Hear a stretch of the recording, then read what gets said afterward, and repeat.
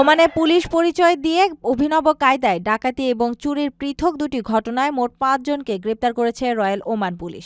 সাম্প্রতিক এই ঘটনাগুলোর প্রেক্ষিতে দেশটিতে বসবাসরত প্রবাসীদের সতর্ক থাকার পরামর্শ দেওয়া হয়েছে। মাস্কাট এবং সোহার অঞ্চলে পৃথক অভিযান চালিয়ে অভিযুক্তদের আটক করে আইনশৃঙ্খলা বাহিনী। মাস্কাটের সংঘটিত ঘটনায় ৩ ব্যক্তি নিজেদের পুলিশ কর্মকর্তা হিসেবে পরিচয় দিয়ে এক প্রবাসীর বাসায় প্রবেশ করে। তারা নথিপত্র বা আকামা পরীক্ষার ভান করে ওই প্রবাসীর বিশ্বাস অর্জন করে এবং সুযোগ বুঝে তার কাছে থাকা নগদ অর্থ ছিনিয়ে নিয়ে পালিয়ে যায়। অন্যদিকে সোহারের উইলিয়াত এলাকায় একটি কোম্পানির স্টোর রুম থেকে তামার পাইপ ও গ্যাস সিলিন্ডার চুরির দায়ে আরও ২ এশীয় প্রবাসীকে আটক করা হয়েছে।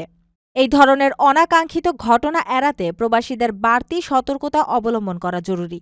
বিশেষ করে সাদা পোশাকে কেউ পুলিশি পরিচয় দিয়ে বাসায় ঢুকতে চাইলে বা তল্লাশি করতে চাইলে প্রথমেই তাদের আইডি কার্ড বা পরিচয়পত্র যাচাই করে নিশ্চিত হতে হবে।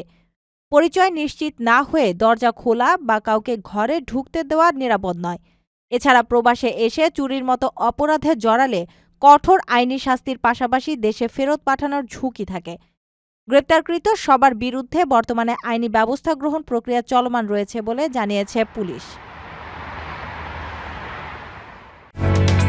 ওমানের সেরা রেট দিচ্ছে বাংলাদেশি প্রতিষ্ঠান গালফ এক্সচেঞ্জ।